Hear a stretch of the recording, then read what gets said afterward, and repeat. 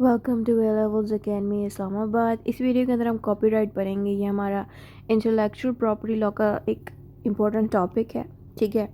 तो इसमें आज वाली जो हमारी वीडियो है वो है चैप्टर 1, जिसके अंदर हमें ये टॉपिक्स आएंगे। इसके अंदर कॉपीराइट सिखाया जाएगा इस वीडियो में, और ये सिखाया जाएगा कि कॉपीराइट की ओनरशिप क्या होती है, और जिस इंसान के पास जो ओनर होता है वो कॉपीराइट की मदद कैसे ले सकते थे, ये चीज़ें हम जानेंगे। साथ में हम ये भी जानेंगे कि works in which copyright subsets first owner of copyright, terms of copyright, यानी कि कौन से ऐसे काम है जिस पे कॉपीराइट अप्लाई होता है, ये उसके बारे में पॉइंट है। उसके अलावा कौन सा इंसान फर्स्ट ओनर होता है जो कॉपीराइट के ऊपर बात कर सकता है, कॉपीराइट की क्या टर्म्स हैं, यानी कि क्या क्या शर्तें हैं जिसकी वजह से कॉपीराइट आ सकता है, कॉपीराइट होता क्या है वो भी हम जानेंगे, और ये उसके बाकी की पॉइंट्स भी जानेंगे।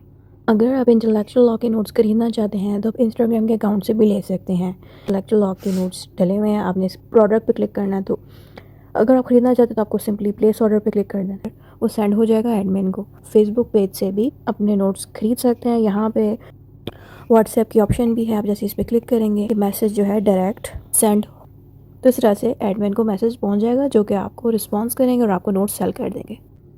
Introduction. Copyright is a type of protection given to the creators of original work. It helps them to control how their work is used by others. It means that no one can copy, sell, or use their work without permission. This law protects writers, musicians, artists, and many other creators. अब यहाँ पे read करके समझ आपको लगी होगी। अगर आपको नहीं समझ लगी तो मैं कॉपीराइट दोबारा समझाती हूँ। यहाँ पे कॉपीराइट का मतलब है कि मिसाल के तौर पे मैं आपको अपनी ही वीडियो से समझाती हूँ। ये जो आप लोग अभी मेरी वीडियो देख रहे हो कॉपीराइट की, ठीक है, मेरी यही वीडियो कोई डाउनलोड कर लेता है और अपने चैनल पे डाल देता है। उधर मेरी आवाज़ होगी, मेरा ही वीडियो है 100%, कोई उसमें चेंजेस नहीं की उस लड़के ने या लड़की ने जिसने भी उसको डाउनलोड किया और अपने चैनल पे लगाया। अब ज़ाहिरी बात है यूट्यूब के अंदर एक ऑटोमेटिक जो है AI लगी हुई है जो लोगों के चैनल्स को डिटेक्ट करती है, ठीक है। तो मेरी जिस तरह की ये वीडियो है कोई भी बंदा डालेगा तो उनको कॉपीराइट स्ट्राइक चला जाएगा। अच्छा, स्ट्राइक नहीं जाता, सिर्फ कॉपीराइट नोटिफिकेशन जाती है। अब स्ट्राइक में और नोटिफिकेशन में फ़र्क है। स्ट्राइक और नोटिफिकेशन थोड़ा सा समझा देती हूँ। वैसे स्ट्राइक आप लोगों का टॉपिक नहीं है, लेकिन समझाना ज़रूरी है। क्या पता आप अगर ये इन्फॉर्मेशन ऐड करो अपने आंसर में तो आपके मार्क्स अच्छे आ सकते हैं। तो स्ट्राइक क्या होता है और कॉपीराइट क्या होता है? पहली बात तो ये है, कॉपीराइट मेरी प्रोटेक्शन है, ठीक है। मिसाल के तौर पे ये जो मैंने अभी आप लोगों के लिए वीडियोस बनाई है, ठीक है, मेरी यही वीडियो कोई भी अगर कॉपी करेगा तो लॉ मुझे प्रोटेक्शन देगा कॉपीराइट की शक्ल में। यानी कि अभी मेरे पास कॉपीराइट की प्रोटेक्शन इसलिए कि कोई भी बंदा अगर मेरी वीडियो बनाएगा तो कॉपीराइट मुझे प्रोटेक्शन देगा, और उस बंदे को जिसने मेरी वीडियो कॉपी की है उसको एक नोटिफिकेशन भेजेगा और उसे कहेगा कि भाई आपने फ़लाँ बंदे का डाटा, यानी कि मेरा डाटा एज इट इज़ अपने चैनल पर डाल दिया है जो कि कॉपीराइट है, ठीक है। अब जिन्होंने डाला है उनका चैनल उड़ सकता है, यानी कि डिलीट हो सकता है कॉपीराइट की वजह से। कैसे डिलीट होगा कि अगर मैं अपने कॉपीराइट की पावर्स यूज़ करके, यानी कि अपना ये राइट यूज़ करके इस बंदे के चैनल पे स्ट्राइक भेज दूँ। स्ट्राइक से क्या होता है कि उसके चैनल को मैं परमानेंटली डिलीट भी करा सकती हूँ। अब ये डिलीट इतने आराम से नहीं होता। अगर आप किसी चैनल पे 5 से ज़्यादा स्ट्राइक्स भेज दो, और ये 5 स्ट्राइक्स एक ही चैनल से नहीं भेजी जा सकती। लाइक उस एक ही वीडियो पे या एक ही चैनल पे 3-4 यूट्यूबर जो बड़े बड़े यूट्यूबर्स हैं, अगर वो सारे स्ट्राइक भेजें, अगर उनका वाकई में कोई कंटेंट कॉपीराइट हुआ है, लाइक कॉपी किसी ने की है और वहीं पे ही वो स्ट्राइक भेजे, तब ही वो चैनल उड़ेगा, ठीक है। मिसाल के तौर पे एक बंदा है, ठीक है, मैं आपको एग्जांपल देती हूँ। एक बंदा है ये, और ये दूसरा बंदा है। इसने इस पर्सन ए की, और ये बी है, पर्सन ए की बी ने वीडियोस कॉपी की, तकरीबन 4 वीडियोस ऐसे ही चढ़ा दी। अब ए उन चारों वीडियोस पे स्ट्राइक भेजेगा तो बी की सारा का सारा चैनल ही उड़ जाएगा। ये चीज़ है जो मैं समझा रही हूँ। स्ट्राइक का यही मतलब होता है कि अगर ज़्यादा स्ट्राइक्स भेज दी जाएँ, ज़्यादा उसने कॉपीज़ किए तो पूरा का पूरा चैनल उड़ जाएगा फ़ौरन ही। लेकिन अगर एक ही स्ट्राइक भेजी जाए, एक ही वीडियो पे कॉपी आया है, तो आपके पास फिर भी यूट्यूब आपको ऑप्शन देता है कि भाई स्ट्राइक तो तुमको लग गया है, अभी भी तुम्हें हम तो और मौके दे रहे हैं। अगर तुमने ये नहीं मतलब हटाई वीडियो, तो बाद में किसी ने अगर इस पर स्ट्राइक भेजी तो हम चैनल उड़ा देंगे। यूट्यूब इस तरह का नोटिफिकेशन जीमेल पे और कंटेंट क्रिएटर्स को भेजता है। तो ये सारा कुछ कॉपीराइट के बारे में होता है। तो जो कॉपीराइट है ये ओनर्स के जो है राइट को प्रोटेक्ट रखता है। अब ज़रूरी नहीं है कि वीडियोज़ हों, क्या पता किसी बंदे ने गाना गाया हो, आप लोगों को भी किसी ना किसी को म्यूज़िक सुनने का शौक़ होगा, आप लोगों का भी कोई फेवरेट सिंगर होगा, ठीक है।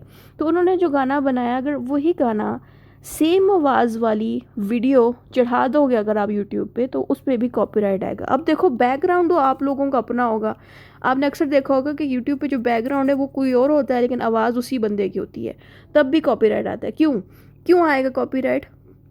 आपको होगा कि भाई बैकग्राउंड तो मेरा अपना है, फिर कैसे कॉपीराइट आया, यानी कि वीडियो तो मेरी अपनी है। कॉपीराइट इसलिए आ रहा है क्योंकि आप किसी और बंदे की आवाज़ अपनी वीडियो में यूज़ कर रहे हो, और वो जो आवाज़ है वो एक रिकग्नाइज्ड सिंगर की आवाज़ है, यानी कि जिस बंदे ने उस गाने को गाया है वो गाना और वो जो साउंड है उसकी है, जो अपनी आवाज़ है, वो भी कॉपीराइट बन सकती है। जैसे कि मेरी जो आवाज़ है, काफ़ी स्टूडेंट इस आवाज़ से रिकग्नाइज्ड है, उनको पता है कि मैं इसी आवाज़ में बात करती हूँ, तो ये आवाज़ भी रिकग्नाइज्ड हो जाती है, लाइक इस ये रिकॉर्ड में रजिस्टर हो जाती है। तो जब भी मेरी आवाज़ को कोई भी यूज़ करेगा बगैर मेरी परमिशन के, तो उस बंदे को भी कॉपीराइट स्ट्राइक जाएगी। बेशक उसने अपनी वीडियो पे अपनी बैकग्राउंड्स लगाए, अपनी तस्वीरें लगाई, लेकिन आवाज़ तो मेरी यूज़ की है, तो ये भी होता है कॉपीराइट। तो यहाँ पे दो तरह के कॉपीराइट हमने जाने कि हम किसी की वीडियोज़ भी यूज़ नहीं कर सकते, हम किसी के गाने को भी और आवाज़ को भी यूज़ नहीं कर सकते, ठीक है। लेकिन आपने अक्सर ही देखा होगा कि बहुत से लोग सिंगर्स के जो लिखे हुए लिरिक्स हैं, जो वर्ड्स हैं, वो अपने वीडियोस में यूज़ कर रहे होते हैं, लेकिन उनको क्यों नहीं कॉपीराइट स्ट्राइक आता? वो इसलिए नहीं आता क्योंकि लिखे हुए अल्फाज तो वो उन्हीं के यूज़ करते हैं जिन्होंने गाना मेन गाया था, लेकिन आवाज़ उनकी अपनी होती है, यानी कि आवाज़ उनकी अपनी होती है जिन्होंने उस वीडियो को बनाया, उन लोगों की वो आवाज़ नहीं यूज़ करते जिसने उस गाने को बनाया, ठीक हो गया। तो इस जगह पे कॉपीराइट से आप बच सकते हो, सही है। और इसमें फिल्म मेकर्स भी आते हैं, यानी कि आप लोगों की मूवीज़ को भी कॉपी नहीं कर सकते, यानी कि आप मूवीज़ को भी अपने चैनल्स पे नहीं ही डाल सकते क्योंकि वो भी स्ट्राइक दे देता है, ठीक है। तो ये सारी आप एग्जांपल भी दे सकते हैं इंट्रोडक्शन में। अब हम इसमें मीनिंग ऑफ कॉपीराइट समझते हैं। यहाँ पे मैंने अपने ही चैनल की आपको मीनिंग दे दिया है। यहाँ पे एक स्टूडेंट है, उसने मेरी एज इट इज़ वीडियोज़ अपने जो है चैनल पे डाली। आप पता है उसने चैनल पे कैसे डाली थी? उसने यूट्यूब के ऊपर से ही, मतलब यूट्यूब की मेरी वीडियो प्ले की, ये वाली वीडियोस इसने प्ले की, और वीडियोस प्ले करके इस लड़के ने, इस बच्चे ने एज इट इज़ अपने चैनल पर डाल दी। लाइक इसने ना कोई एडिटिंग की ना कुछ किया, एज इट इज़ इसने जो रिकॉर्डिंग यूट्यूब से की वही डाउनलोड की और वही इसने यूट्यूब पे चढ़ा दी। जिससे क्या हुआ कि यूट्यूब वालों ने मुझे नोटिफिकेशन भेजा, यानी कि मेरा जो यूट्यूब स्टूडियो है उसके अंदर एक कंटेंट डिटेक्शन की ऑप्शन थी, वहाँ पे मैं गई तो वहाँ पे ये 2 वीडियोज़ आई और मुझे यूट्यूब ने कहा कि क्या आप इस बच्चे को स्ट्राइक भेजना चाहती हो कि नहीं। तो मैंने इसको स्ट्राइक नहीं भेजी क्योंकि प्रॉब्लम ये थी कि एक स्टूडेंट था और मैं कोई इस लाइक बच्चा है, मेरी से कोई दुश्मनी भी नहीं है, अगर ये मेरी वीडियोज़ यूज़ भी करा तो मुझे कोई प्रॉब्लम भी नहीं है, ठीक है। तो अगर मैं खुद स्ट्राइक नहीं भेज रही ना इसको, तो इसका चैनल बंद नहीं होगा। लेकिन इसका नुकसान इसको क्या होगा? नुकसान इसको ये होगा कि जिस वीडियो पे इसका जो है कॉपीराइट लगा होगा, वहाँ उस वीडियो से ये अर्निंग नहीं कर पाएगा, जो कि मोनेटाइजेशन के ये खिलाफ चीज़ है कि आप किसी और की वीडियोस कॉपी नहीं कर सकते। तो हम वहाँ पे आपको अर्निंग नहीं देंगे क्योंकि पैसा उसी बंदे को जाएगा जिसकी वो ओरिजिनल वीडियोज़ है, सिर्फ पैसा इसको नहीं मिलेगा क्योंकि मैंने इसको स्ट्राइक तो किया नहीं, स्ट्राइक तो भेजा नहीं, तो उसका चैनल उड़ेगा नहीं, ठीक है। तो यहाँ पे मैंने आपको अपने चैनल से एग्जाम्पल इसलिए दी है, ये कॉपीराइट को इजीली आपको समझाने में मदद करेगा। तो यहाँ पे आप एग्जाम्पल भी देंगे पेपर में लिखते हुए कि आप किसी की लिखी हुई किताब से भी एज इट इज़ छाप नहीं सकते, किसी का गाना अगर आप यूज़ भी करते हो, उसकी आवाज़ यूज़ करते हो तो वो भी कॉपीराइट है, फिल्म यूज़ करते हो वो भी कॉपीराइट है, किसी की बनाई हुई तस्वीर भी यूज़ नहीं कर सकते, कोई कंप्यूटर का प्रोग्राम, जैसे कि आप कंप्यूटर के प्रोग्राम हो गए, कुछ सॉफ्टवेयर हो गया किसी और बंदे ने बनाया, वो भी आप अपने नाम से नहीं यूज़ कर सकते, कोई पेंटिंग भी नहीं यूज़ कर सकते। तो ये सारी चीज़ें कॉपीराइट होती हैं, ठीक है। और कॉपीराइट ऐसे ओनर्स को जिन्होंने वो किताब बनाई, गाना बनाया, मूवी बनाई, तस्वीर बनाई, ये जितनी भी चीज़ें बनाई हैं उनको प्रोटेक्शन देती है, ठीक है। जैसे मुझे प्रोटेक्शन दी है कॉपीराइट ने खुद मुझे कहा है कि आपके कंटेंट को किसी ने यूज़ किया है, आपके चैनल से ही उठा के डाल दिया है, तो ये मुझे उसने प्रोटेक्ट किया है ना। तो यही चीज़ होती है कि आप कोई भी काम बनाते हो तो वो कॉपीराइट पर आपको वो प्रोटेक्शन देती है और आपसे कहती है भाई आपकी राइट्स वायलेट हो गए, आप एक्शन लो, सही है। इस तरह से कॉपीराइट मदद करती है। आपने पर्पस ऑफ कॉपीराइट भी बताना है कि the main purpose of copyright is to encourage creativity and protect the efforts of creators. It ensures that creators get credit and profit for their hard work. Copyright इसलिए बनाया गया था कि जो क्रिएटर्स हैं, जैसे मैं हूँ, मैं अगर यूट्यूब पे वीडियोस डालती हूँ और मुझे अगर यूट्यूब प्रोटेक्शन देता है कॉपीराइट की शक्ल में, यानी कि यूट्यूब अगर मुझे प्रोटेक्शन नहीं देगा और कोई भी बंदा मेरी वीडियो चढ़ाएगा और मुझसे यूट्यूब कुछ भी नहीं कह रहा बिल्कुल भी, तो मुझे गुस्सा आएगा यूट्यूब पे कि यूट्यूब जो है हर बंदे को अलाउ कर रहा है कि वो मेरी वीडियोस जो है लगाए। तो यूट्यूब ने जब मुझे स्ट्राइक लाइक इस तरह से भेजा, ये नोटिफिकेशन भेजा इस तरह से, तो इससे मुझे खुशी ये हुई कि यूट्यूब ने मेरे राइट्स को प्रोटेक्ट रखा। बेशक मैंने उस बच्चे को कोई उस पर एक्शन नहीं लिया क्योंकि मुझे लेना भी नहीं था, छोटा सा स्टूडेंट था वो, लेकिन मुझे प्रॉब्लम इसलिए नहीं हुई क्योंकि मेरे लिए ये चीज़ नॉर्मल है, क्योंकि मेरी वीडियोस ये तो सिर्फ इसने 2 ही की हैं। पिछला एक और चैनल भी था मेरा, उस पर तकरीबन मेरी 15 वीडियोस कॉपी हुई थी, तब भी मैंने कुछ नहीं किया। तो यह मैं बताना ये चाह रही हूँ कि मेरे राइट्स इस तरह से प्रोटेक्टेड होते हैं। तो मेरे तरह के इस तरह के बहुत से क्रिएटर्स हैं जो म्यूज़िक भी लिखते हैं, किताबें भी लिखते हैं, लोग कॉपी कर लेते हैं। इससे उनका नुकसान ये होता है ना कि जो पैसा उनको जैसे कि मुझे मेरी वीडियो अगर पैसा दे रही है कमा के, अब तो ये नॉर्मल सा एक यूट्यूब का एक सिस्टम है कि वार्निंग देती है क्रिएटर्स को, अगर मेरी वीडियो कोई कॉपी करेगा तो वो पैसा फिर उस बंदे को मिलेगा। इसीलिए ये कॉपीराइट का रूल्स बना के रखें कि जो मेन ओनर है, जिसने पूरी मेहनत की है उस काम को बनाने में, तो पैसा भी तो उसी को मिलना चाहिए। इसीलिए ये कॉपीराइट का सिस्टम बना, ठीक है, ताकि क्रिएटर्स को जिन्होंने न्यू कंटेंट बनाया है अपनी मेहनत से, उनको क्रेडिट मिले अपने काम का, और वो उसी काम से यानी कि अपने काम से प्रॉफिट उठाएं क्योंकि उन्होंने मेहनत की उस काम पे।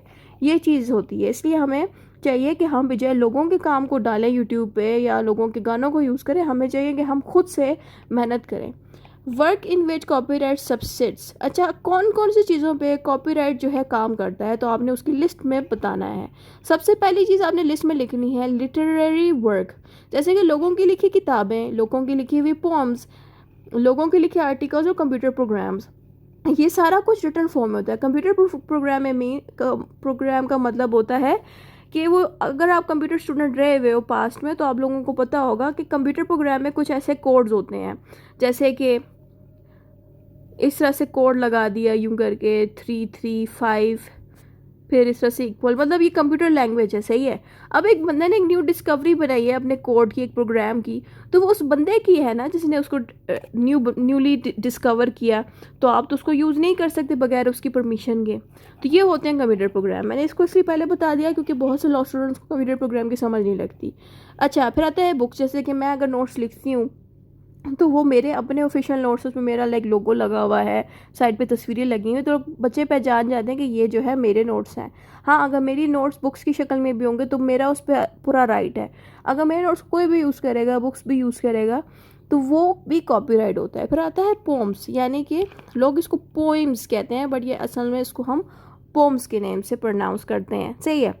लोगों की लिखी जो पोइट्री है, जैसे कि अल्लामा इकबाल हो गए या कोई भी मशहूर इंसान, उनकी भी हम लिखी हुई जो उन्होंने बातें लिखी हैं पोइम्स में, वो हम यूज़ नहीं कर सकते, वो भी कॉपीराइट है। उसके अलावा आर्टिकल, जैसे कि आप नेट पे कोई आर्टिकल रीड कर रहे हो, यानी कि एक बंदे ने अपनी कोई रिसर्च की है किसी चीज़ के ऊपर, और उसकी रिसर्च उसने किसी वेबसाइट के ऊपर लिख दी है, चाहे आप उसको हाथों से लिखो चाहे उसको आप वेबसाइट पर डालो, दोनों चीज़ को हम आर्टिकल कहेंगे। तो आपने उसको भी अगर कॉपी किया तो वो चीज़ भी कॉपीराइट होती है। फिर आता है ड्रामेटिक वर्क, जैसे कि plays, script and other stage programmes, जैसे कि आप अगर टीवी पे कोई चीज़ देखते हो या कोई स्क्रिप्ट रीड करते हो, यानी कि कोई ड्रामा देखते हो, वो ड्रामा भी अगर आप same to same as it is copy करते हो, वो चीज़ भी कॉपीराइट होती है। फिर आता है म्यूज़िकल वर्क, जैसे कि कोई बंदा गाने गाता है, कोई मज़े का एक सॉन्ग बनाता है बगैर आवाज़ के भी, वो भी कॉपीराइट होता है। अब आप सोच रहे होंगे कि मैम बगैर आवाज़ के वाली वीडियोस भी कॉपीराइट उस पर भी आते हैं। हाँ, उसमें भी आते हैं, क्योंकि कुछ लोग होते हैं ना, वो नहीं चाहते कि वो गाना गाएं, लेकिन उनको बैकग्राउंड म्यूज़िक बहुत पसंद है, तो वो अपना खुद का बैकग्राउंड म्यूज़िक बनाते हैं, तो वो चीज़ भी कॉपीराइट पे मानी जाएगी। यानी कि आप किसी का बैकग्राउंड म्यूज़िक भी कॉपी करते हो ना, लगाते हो अपने चैनल पे, तो उधर भी आपको वीडियो पे कॉपीराइट स्ट्राइक आ सकता है। किसी की आवाज़ भी आप नहीं लगा सकती, यानी कि किसी बंदे ने कोई गाना खुद से गाया है, बेशक उसने लिरिक्स किसी और के लिए, यानी कि लिखे हुए अल्फाज गाने के किसी और से ले लिए हैं, लेकिन गाया खुद से है, तो वो भी आपको कॉपीराइट स्ट्राइक भेज सकता है अगर आपने उसी की गाई हुई वीडियोज़ को जगह जगह बगैर उसकी परमिशन के यूज़ किए। फिर आप आर्टिकल वर्क, जो लोग पेंटिंग बनाते हैं, ड्राइंग्स बनाते हैं, फ़ोटोग्राफ लेते हैं, किसी की तस्वीर लेते हैं, ये चीज़ें भी जो है कॉपीराइट आती है। अब आप सोच रहे हो कि फ़ोटोग्राफ कैसे कॉपीराइट आती है। ऑब्वियसली एक बंदे ने तस्वीर ली है और वो उसकी अपनी मेहनत है, उसने अपनी मेहनत से ली है फ़ोटो, उस पर उसका नाम लगा है, उसकी रजिस्ट्री हुई हुई है, तो हम उसको भी अगर यूज़ करेंगे तो वो चीज़ भी कॉपीराइट होती है। अच्छा, कॉपीराइट में पहली बात तो ये है रजिस्ट्री होना ज़रूरी नहीं है। जैसे अभी हमने पेटेंट का पढ़ा, डिज़ाइन पढ़ा या जितने भी बाकी के टॉपिक्स इसके कवर किए, उन सब में हमने एक ही चीज़ जानी कि रजिस्ट्री होना ज़रूरी है। बट कॉपीराइट में ये चीज़ है कि यहाँ पे रजिस्ट्री के बगैर भी लॉ आपको मदद करता है, जो कि मुझे काफ़ी अच्छी चीज़ लगी। यानी कि मुझे अपने यूट्यूब चैनल पे जो वीडियोज़ मैं डालती हूँ, मुझे किसी इदारे में जाके जो है कोई एग्रीमेंट नहीं करना, ना ही किसी से जाके रजिस्ट्री लेनी है। खुद ब खुद यूट्यूब ने मुझे ये इख्तियार दिया कि कोई भी बंदा जो है मेरे यूट्यूब वीडियो उसको कॉपी करेगा तो मैं उसके ख़िलाफ़ जो है स्ट्राइक भेज सकती हूँ। ये चीज़ जो है मुझे अच्छी लगी, इसलिए यहाँ पे फ़ोटोग्राफ भी हम किसी की नेट पे बगैर उनकी परमिशन के भी डालते हैं तो भी कॉपीराइट आता है। तो ज़रूरी नहीं यूट्यूब हो, गूगल इटसेल्फ यानी कि जो इंटरनेट है वो पूरा का पूरा जो है लोगों को क्रेडिट देता है। यानी कि अगर नेट पे रैंडमली गूगल पे मैं किसी की भी तस्वीर लगा दूंगी ना जो किसी और ने खींची होगी, तो वो जिस बंदे ने खींची है वो तस्वीर वो मेरे उस अपलोड पे स्ट्राइक भेज सकता है और मेरी गूगल से वो तस्वीर गायब हो जाएगी, जो कि मैंने नहीं ली थी, किसी और ने ली थी, और वही बंदा मुझे स्ट्राइक भेज सकता है। किसी का डिज़ाइन मैं यूज़ नहीं कर सकती, किसी की ड्राइंग मैं यूज़ नहीं कर सकती, ना ही पेंटिंग और ना ही स्कल्पचर्स का आपको नहीं पता तो यहाँ पे स्क्रीन पे एक तस्वीर दिख रही है, ये क्ले से बनाई जाती है चीज़ या सीमेंट से कह लें या किसी ऐसी चीज़ से जिससे एक स्ट्रक्चर बन जाए चेहरे का या कोई चीज़ बन जाए। इसमें गमले भी शामिल होते हैं जो हाथों से बनते हैं और लोगों की शक्लें भी कुछ लोग डिज़ाइन करते हैं अपने हाथों से, तो इनको हम स्कल्पचर का नाम देते हैं, ठीक है। तो इनको भी हम कॉपी नहीं कर सकते। फिर आता है सिनेमैटिक या सिनेमेटोग्राफी फिल्म्स, ये मूवीज़, शॉर्ट फिल्म्स और विजुअल रिकॉर्डिंग की बात करें। विजुअल रिकॉर्डिंग का मतलब होता है आम रिकॉर्डिंग। मूवीज़ और शॉर्ट फिल्म और चीज़ होती है, जैसे कि आम छोटी सी शॉर्ट फिल्म देख लेना या मूवीज़ देख लेना, ये तो नॉर्मल सी एग्जांपल्स है। लेकिन विजुअल रिकॉर्डिंग मीन्स ये जो अभी आप देख रहे हो, ये जो आप अभी स्क्रीन पे मेरी वीडियो देख रहे हो, इसी को विजुअल रिकॉर्डिंग कहते हैं। यानी कि आपके स्क्रीन पे कोई वीडियो प्ले हो रही है, उस पर बैकग्राउंड में आवाज़ भी है, इसी को हम विजुअल रिकॉर्डिंग का नाम देते हैं, सही है। यानी कि कोई भी नेट पे आप वीडियो देखते हो उसको हम विजुअल रिकॉर्डिंग कहते हैं। साउंड रिकॉर्डिंग्स, इसमें जैसे कि कोई सी बंदे की साउंड रिकॉर्ड हो रही है, जैसे कि मैं रिकॉर्ड कर रही हूँ आप लोगों के लिए एक आवाज़ अपनी समझाने के लिए, तो ये भी कॉपीराइट बन सकता है। यानी कि मेरी आवाज़ कोई भी यूज़ करेगा तो मैं उसको स्ट्राइक भेजूंगी। इसमें गाने भी आप डाल सकते हो, इसमें आप सीडी टेप्स की भी एग्जांपल दे सकते हो, डिजिटल डिवाइसेस की भी, ठीक है। जो भी आपको पता है ना एग्जांपल्स जो आवाज़ से रिलेटेड हो आप डाल सकते हो। कंडीशंस फॉर कॉपीराइट प्रोटेक्शन, अच्छा कॉपीराइट प्रोटेक्शन की क्या क्या कंडीशंस होनी चाहिए। पहली बात तो ये है, कॉपीराइट की जो प्रोटेक्शन है सिर्फ आपको तभी ही मिलेगी। To get copyright protection the work must be original और फिक्स्ड। ओरिजिनल में आपने लिखना है the creator must make the work by their own skills and effort, यानी कि अपने स्किल से और अपनी मेहनत से आपने काम तैयार करना है। जैसे कि मैं आप लोगों के लिए अभी जो ये वीडियो रिकॉर्ड कर रही हूँ, आप लोगों के सामने जो वीडियो रिकॉर्ड हुई है और चढ़ी है यूट्यूब पे, ये मेरी ओरिजिनल वीडियो है। यानी कि ये जो नोट्स हैं ये मैंने खुद डिज़ाइन किए हैं, ये बैकग्राउंड पे जो वीडियो आपको दिख रही है ये मेरी अपनी है, आवाज़ भी मेरी अपनी है। तो इट मीन्स कि ये काम मेरी अपनी मेहनत, स्किल से और एफर्ट से बना है। इसलिए कॉपीराइट कहता है कि ये दो चीज़ें लाजमी हों, यानी कि आपने अपनी मेहनत से और स्किल से उस वीडियो को या उस चीज़ को, चाहे वो गाना हो या किताब हो या कोई भी चीज़ हो, वो बनाई हो। ये इसकी नंबर 1 शर्त है। दूसरी शर्त ये है कि वो चीज़ मौजूद हो। ऐसा ना हो कि आप दिमाग में आपने वीडियो बनाई है, सिर्फ सोची हुई है कि मैं वीडियो बनाऊँगा, लेकिन आपने बनाई नहीं हुई और फिर भी आप यूट्यूब से कह रहे हो कि मुझे कॉपीराइट प्रोटेक्शन मिल जाए। तो यूट्यूब कहता है कि भाई हम तो देने को तैयार हैं आपको प्रोटेक्शन, लेकिन आपकी चीज़ भी तो मौजूद हो ना। यानी कि कह रहे हैं कि अगर आपका कोई लिखी हुई किताब ही नहीं है, कोई पोइम आपने शायरी नहीं लिखी हुई, कोई आपने पेंटिंग नहीं बनाई, सिर्फ दिमाग में सोचा हुआ कि हम ये चीज़ मैं करूँगा, मतलब मैं पेंटिंग बनाऊँगा या मैं चीज़ लिखूँगा, तो फिर तो कॉपीराइट नहीं देगा ना प्रोटेक्शन। यानी कि ऑलरेडी आपने कोई चीज़ बनाई ही नहीं है तो कॉपीराइट प्रोटेक्शन कैसे मिलेगी आपको।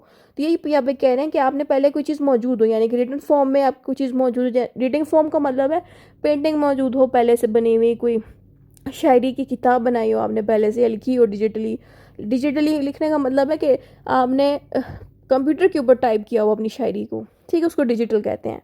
उसके अलावा आपने कोई रिकॉर्डिंग की हो गाने की शक्ल में, गाना गाने का शौक़ है आपको तो आपने गाने को रिकॉर्ड किया हो, या आपने जो है कोई नॉर्मल लेक्चर रिकॉर्ड किया हो, तो ये चीज़ कह रहे हैं कि पहले से हो, बगैर मौजूद होए यूट्यूब कहते हैं आप हमसे कॉपीराइट की राइट्स नहीं मांग सकते। यूट्यूब ने ये हमें कहा हुआ है, ठीक है।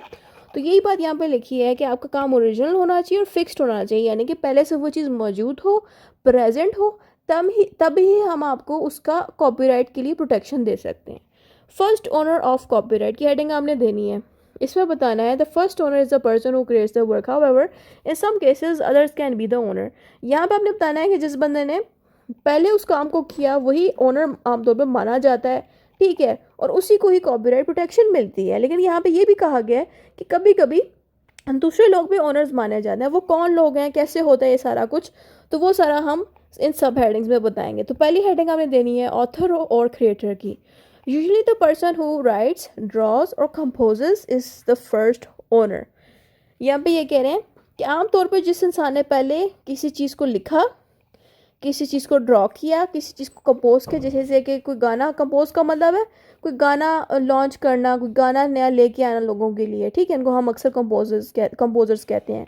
या कोई न्यू मूवी कंपोज करना, ठीक है, आमतौर पर कंपोजर्स म्यूज़िक के लिए यूज़ किया जाता है। बहरहाल टॉपिक पे वापस आते हैं। तो यहाँ पे कह रहे हैं कि जो ऑथर हैं, जो क्रिएटर्स हैं, अगर वो कोई चीज़ नई लिखते हैं, नई चीज़ बनाते हैं, उन्हीं को आमतौर पे हम फर्स्ट ओनर मानते हैं। जैसे कि मैं ये वीडियो बना रही हूँ आप लोगों के लिए, तो आप लोग यही समझोगे ना कि मैं एक फ़र्स्ट ओनर हूँ जो ये वीडियोस बना रही, क्योंकि इस वीडियो पे तो मेरा इख्तियार है, ठीक है। तो ये चीज़ आपने फर्स्ट में बतानी। फिर आते हैं employers. If a person create something during their jobs then the employer become the owner of the copyright, not worker. अच्छा, ये लाइन मैं आपको आसान करके समझाती हूँ, क्योंकि ये थोड़ी समझने में मुश्किल लगेगी। अच्छा, यहाँ पे क्या ये रहे हैं, अब जैसे कि मैं अगर फ्यूचर में, अभी तो ऑब्वियसली मैं फ्री हूँ, मैं लेक्चर बना पा रही हूँ आप लोगों के लिए, लेकिन फ्यूचर में अगर मैं मसरूफ़ हो गई, कोई और कामों में मसरूफ़ होगी, तो चैनल तो ऑब्वियसली चलाना है। तो मैं क्या करूँगी, किसी और को कहूँगी कि वो मेरे चैनल पे, मेरे बिहाफ पे, मेरे ही नोट से लेक्चर्स बना के आप लोगों को दे। होगा क्या कि आवाज़ किसी और की यूज़ होगी, काम कोई और कर रहा होगा, लेकिन ओनर फिर भी मुझे ही माना जाएगा। यानी कि जो मेन ओनर जैसे मैं हूँ, मुझे ही माना जाएगा, उस बंदे को ओनर नहीं माना जाएगा जो मेरे लिए काम करेगा। यानी कि आवाज़ तो उसकी होगी, उस इंसान की जो मेरे लिए लेक्चर्स बनाएगा, क्योंकि मैं मसरूफ़ होंगी, टाइम नहीं होगा मेरे पास लेक्चर्स बनाने का। लेकिन यूट्यूब मुझे ही ओनर समझेगा, ठीक है। तो यही चीज़ यहाँ पे बताई जा रही है। Next is government work. If a government employee creates a work as a part of their duty, then the government owns the copyright। यहाँ पे कह रहे हैं कि गवर्नमेंट के अंदर एक बंदा काम कर रहा है, एक वर्कर काम कर रहा है, सही है, जिसको हम एम्प्लॉय का नाम देंगे। अब वही बंदा जो गवर्नमेंट का एम्प्लॉई है, गवर्नमेंट के काम से ही रिलेटेड कोई चीज़ कोई ऐसी चीज़ बनाता है, ठीक है, कोई ऐसी चीज़ क्रिएट करता है, कोई गाना क्रिएट करता है या कुछ भी जो कि गवर्नमेंट से ही रिलेट कर रहा है, गवर्नमेंट के उस काम से ही रिलेट कर रहा है, तो गवर्नमेंट के पास ही फिर उसका कॉपीराइट जाएगा, उस इंसान के पास नहीं जाएगा। ये वही एग्जांपल है जो आप मेरी वाली एग्जांपल के साथ रिलेट कर सकते हो कि अगर मेरे चैनल पे मेरा ही कोई काम करेगा, यानी कि लॉ के नोट्स को एक्सप्लेन करेगा, तो मेन ओनर मुझे ही माना जाएगा। बेशक आवाज़ किसी और की होगी, बोल कोई और रहा होगा, लेकिन मुझे ही मेन ओनर उस पर माना जाएगा। यही चीज़ यहाँ पे बताई जा रही है। उसके अलावा commissioned workers, if someone pays another person to create a work like a photo or design, then the person who paid for it may own the copyright। अब यहाँ पे क्या होता है कि किसी और इंसान ने कहा कि भाई मैं तुम्हें 10,000 रुपये देता हूँ और मुझे तुम एक अच्छी सी डिज़ाइन बना के दो, किसी कपड़े का या किसी भी चीज़ का डिज़ाइन बना के दो, या फिर मैं तुम्हें 10,000 रुपये देता हूँ, मुझे एक अच्छी सी फ़ोटो खींच के दो। अब फ़ोटो तो किसी और ने खींची जिसको पैसे मिले हैं, लेकिन उस फ़ोटो का मालिक उस बंदे को माना जाएगा जिसने पैसे दिए। ये भी कॉपीराइट होता है, ठीक है। यानी कि कॉपीराइट का इख्तियार उसको मिलेगा जिसने पैसे दिए, उसको नहीं मिलेगा जिसने फ़ोटो ली है, ठीक है। हमने जो पहले स्टार्टिंग में पढ़ा था, हमने ये पढ़ा था कि जो फ़ोटो लेता है, जिसने ली है, उसी को ही कॉपीराइट की पावर्स मिलती हैं, राइट्स मिलते हैं। लेकिन यहाँ पे ये भी कहा गया है कि अगर किसी ने आपको पैसे दिए कोई काम करने के लिए, तो जिसने पैसे दिए हैं तो कॉपीराइट की पावर्स भी फिर उसी को ही मिलनी चाहिए। फिर next is rights of copyright owners. अब जिन ओनर्स के पास कॉपीराइट्स की पावर्स हैं या राइट्स हैं, उनके पास किस किस तरह की राइट्स मौजूद होती हैं कॉपीराइट के अंदर, तो उसकी लिस्ट लिखी वो हम एक्सप्लेन करेंगे। तो owner of the copyright has certain legal rights, these rights help them to control और प्रोटेक्ट देयर वर्क। अच्छा, कॉपीराइट जिनके पास होता है तो उनके पास कंट्रोल भी आ जाता है और वो अपने आप को प्रोटेक्शन भी दे सकते हैं। फिर आपने लिस्ट इसमें देनी है। पहली चीज़ आएगी वो है reproduction right. No one can make copies of work without permission.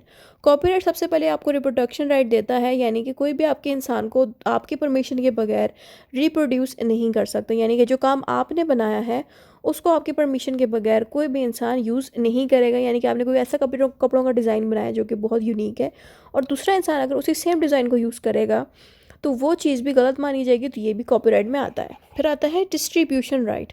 Only the owner can sell और शेयर द वर्क पब्लिकली, यानी कि अगर मैं जो नोट्स सेल करती हूँ उस पर मेरा इख्तियार है, तो मैं अगर इन नोट्स को पब्लिकली सेल आउट कर रही हूँ तो वो इख्तियार मेरा होगा, यानी कि मेरे नोट्स को ही भी अगर सेल आउट करेगा तो वो कॉपीराइट की वायलेशन होगी। मैं उस इंसान को जो है वायलेशन की स्ट्राइक भेज सकती हूँ, उससे कह सकती हूँ कि तुमने बगैर मेरी परमिशन के मेरे ही प्रोडक्ट्स को तुम सेल कर रहे हो, यानी कि मेरे ही नोट्स को सेल कर रहे हो, तो वो गलत होगा। हाँ, मैंने अगर परमिशन दी है वो और चीज़ है, लेकिन बगैर परमिशन के अगर कोई ऐसा करता है तो फिर ये होता है कॉपीराइट की वायलेशन करना, यानी कि किसी ने आपके कॉपीराइट्स ख़राब कर दिए और आपकी चीज़ को वो आगे बेच रहे हैं। ठीक है, इसमें ज़रूरी नहीं है कि मेरा काम जो है बुक्स को ही वो या नोट्स को ही बेचें, क्या पता वो मेरी वीडियोस को ही बेचना शुरू कर दें, यानी कि वो मेरी वीडियोस को अपनी बना के सेल करें कि वीडियो लेक्चर उन्होंने बनाए हैं, तो ये चीज़ भी गलत होती है, तो ये कॉपीराइट की कैटेगरी में आता है। फिर आता है performance right. Only the owner can perform the work in public like playing a song और शोइंग फिल्म। यहाँ पे कह रहे हैं कि जिस इंसान ने एक गाना बनाया या कोई मूवी बनाई, जिस इंसान ने बनाई, जिसको हम मालिक कह रहे हैं, ओनर कह रहे हैं, सिर्फ उन्हीं के पास इख्तियार है कि वो पब्लिक में उसको परफॉर्म कर सकते हैं, यानी कि जिस इंसान ने गाना बनाया वही अपने गाने को पब्लिक में परफॉर्म करेगा, उसकी जगह कोई और नहीं कर सकता। क्योंकि कोई और अगर करेगा इस तरह से तो उस बंदे को इलीगल समझा जाएगा और पुलिस उनसे पूछेगी कि आप क्यों इस बंदे के गाने को पब्लिक में अनाउंस करें, क्योंकि आप तो मालिक ही नहीं हो। इसलिए यहाँ पे कहा जा रहा है कि जिस इंसान ने जो मालिक है वही अपनी पब्लिसिटी कर सकता है। फिर आता है adoption rights. Only the owner can make changes और new versions of the work like turning a book into a movie, यानी कि सिर्फ एक मालिक ही अपनी चीज़ को कन्वर्ट कर सकता है, यानी कि जिस बंदे ने एक किताब लिखी और ख़ुद लिखी है उसने एक किताब, वो अपनी किताब को मूवी में भी कन्वर्ट कर सकता है। ऐसी बहुत सी एग्जाम्पल्स हैं। एक एग्जाम्पल मैं आपको दे सकती हूँ इसकी, वो है हैरी पॉटर। हैरी पॉटर के बारे में मैंने ये जाना था कि ये बेसिकली मूवी नहीं थी, पहले ये किताब थी। ये एक बच्चों की किताब थी जिसको एक राइटर ने लिखा था। राइटर का नेम और उनकी डिटेल आपको नेट पे मिल जाएगी। उन्होंने पता क्या किया, उन्होंने ये किताबें लिखी और बहुत से पब्लिशर्स के पास गई, उनसे कहा कि इसको आप प्लीज़ मूवी में कन्वर्ट कर दें, या वैसे तो उन्होंने मूवी की डायरेक्ट बात नहीं की थी, उन्होंने कहा था या आप पब्लिश कर दें ताकि मैं पैसा कमा सकूं इससे। बट किसी ने भी इनकी लिखी हुई किताबों को पसंद नहीं किया। फिर एक बंदा था, वो मूवी डायरेक्टर था, तो उसने इनकी किताबों को पसंद किया और फिर उसी बंदे ने इनकी परमिशन के साथ हैरी पॉटर की मूवी को बना दिया। तो ये एग्जांपल से आप खुद देख लें कि जो मेन ओनर है उसी की मर्ज़ी से ही आप मूवी बना सकते हो। Translation rights. Only the owner can translate the work into another language. जो मालिक है सिर्फ उन्हीं के पास ट्रांसलेशन की पावर्स हैं, यानी कि अगर उन्होंने कोई किताब उर्दू में लिखी किसी ने तो वही उसको इंग्लिश में लिख सकते हैं। अब जैसे कि मैं ये वीडियो बना रही हूँ आप लोगों के लिए उर्दू ज़बान में, जिसको अक्सर लोग इंडियन लैंग्वेज में हिंदी ज़बान भी कहते हैं, तो अगर मैं हिंदी या उर्दू में बना रही हूँ तो मेरे पास ही ताकत है कि मैं इसको इंग्लिश में कन्वर्ट कर सकती हूँ, क्योंकि मेरे पास ये राइट है जो कि कॉपीराइट ने मुझे दिया है। उसके अलावा टर्म्स ऑफ कॉपीराइट अब आ जाए। अब यहाँ पे नेक्स्ट टॉपिक हमारा स्टार्ट हो रहा है टर्म्स ऑफ कॉपीराइट, और इसके आगे सब हेडिंग्स आ जाती हैं। Copyright does not last for ever, it exist only for limited period. यहाँ पे ये कह रहे हैं कि जो कॉपीराइट है वो पूरी ज़िंदगी नहीं रहता, कुछ वक्त के लिए रहता है। अब वो कौन कौन से वक्त हैं, क्या क्या चीज़ें हैं, उसके टाइम पीरियड के बारे में आपने इधर बताना है। तो सबसे पहले नंबर पे आता है literacy, dramatic, musical and artistic work, यानी कि लिटरेसी का मतलब है लिखी हुई चीज़ें, बनाई हुई चीज़ें। ड्रामेटिक मीन्स जैसे कि ड्रामे वगैरह, म्यूज़िक मीन्स गाने वगैरह, आर्टिस्ट मीन्स पेंटिंग वगैरह। इनकी कॉपीराइट लिमिट हम देखते हैं। Copyright last for the life time of A author plus 50 years after their death, यानी कि 50 सालों तक copyright protection literacy, dramatic, musical और आर्टिस्टिक वर्क में मिलेगी। देखो, अगर एक इंसान 50 ईयर से ज़्यादा ज़िंदा रहता है तो there is a high chance कि वहाँ पे कॉपीराइट जो है आहिस्ता आहिस्ता ख़त्म होना शुरू हो जाएगा। लेकिन आम तौर पे एक इंसान की ज़िंदगी 50 साल की ही आम तौर पे होती है, उससे आगे वो या तो उनमें स्टेमिना नहीं होता वो काम कंटिन्यू करने का, या वो फौत हो जाते हैं। इसलिए उन्होंने कॉपीराइट के राइट्स 50 ईयर्स तक रखे हैं इन कामों के लिए। फिर आता है cinematography, film and sound recording, इसकी भी 50 ईयर्स रखी गई हैं। ठीक है। फिर आता है गवर्नमेंट इंटरनेशनल वर्क, इसकी भी 50 ईयर्स रखी गई हैं। अब यहाँ तक हमने टाइम पीरियड जान लिया, फिर नेक्स्ट हेडिंग हमारी आती है इंपॉर्टेंस ऑफ कॉपीराइट ओनरशिप। इसकी इंपॉर्टेंस आपने 4 पॉइंट्स में बतानी है। पहला इंपॉर्टेंस है it protects the rights of creator, यानी कि ये क्रिएटर्स के राइट्स को प्रोटेक्ट करता है।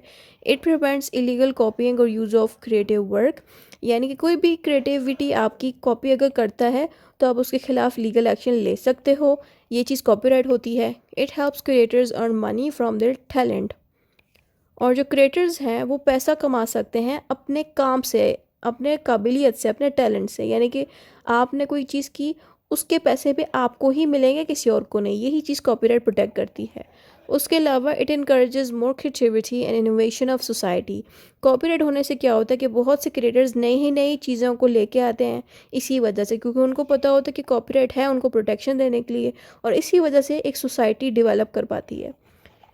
बस इतना ही था इसमें कॉपीराइट के बारे में। कंक्लूजन में जो भी ऊपर पढ़ा है वो आपने शॉर्ट करके दोबारा से इसमें लिख देना है।